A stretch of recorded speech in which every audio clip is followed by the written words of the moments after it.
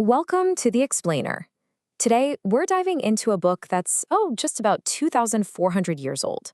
It's an attempt to design a perfect society completely from scratch. We're talking about Plato's Republic. And trust me, its ideas are way more relevant today than you might think. This book has shaped so much of our world for literally centuries. But to really get what Plato was trying to do, you first have to understand the world that he was living in. Because, see, Plato wasn't just sitting around in some peaceful, stable society thinking up ideas. No, he was writing at a city that was basically tearing itself apart at the seams. Okay, let's really dive into this. So here's how we're going to break it all down. We'll look at the turmoil in Athens, the central question of justice, Plato's big city soul analogy, his most radical idea about who should rule, and finally, why we're all still talking about it. All right, first up, a city in turmoil. To really grasp the Republic, you have to get a feel for the political chaos of ancient Athens that Plato is living through. Now, this timeline is absolutely key. Just imagine you're Plato for a second. First, a violent junta, which includes some of your own relatives, takes over your city. Then they get overthrown in a bloody civil war. But just when you think things might be okay, the restored democracy turns around and executes your hero, your mentor, Socrates. After seeing this kind of brutality from both sides, Plato basically came to the conclusion that every single form of government out there was completely broken.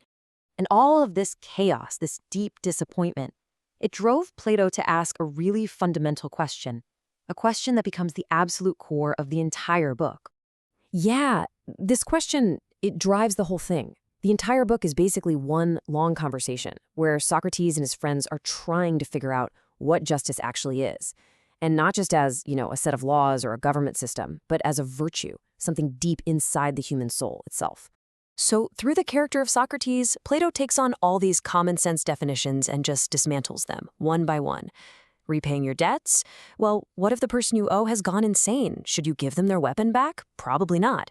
Is justice just whatever the powerful say it is? Well, that's just might makes right, isn't it? For Plato, these answers were lazy, and they were dangerous. He knew that to find real justice, he had to build it from the ground up. So, to figure out what justice looks like in a person, which is kind of hard to see, Plato comes up with this brilliant thought experiment.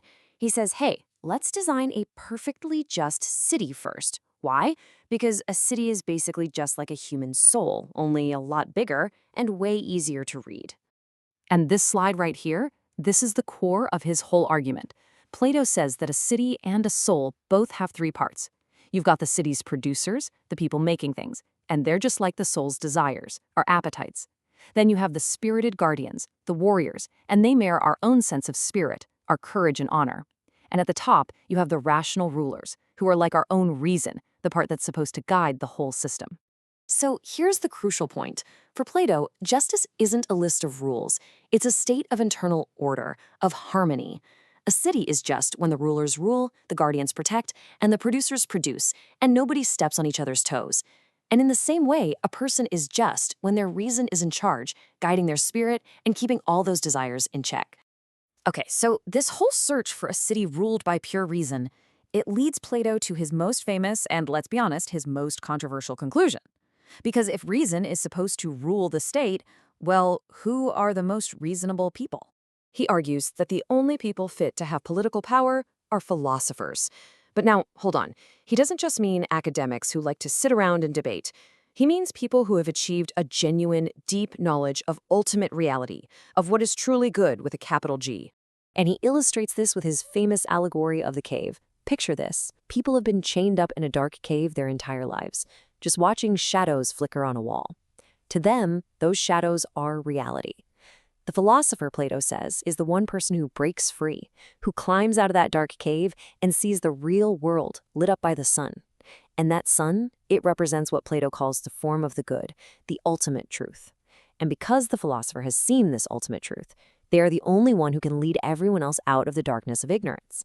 So the big question is, why are we still talking about this ancient book today? Really, what is its lasting legacy? Why does it still matter?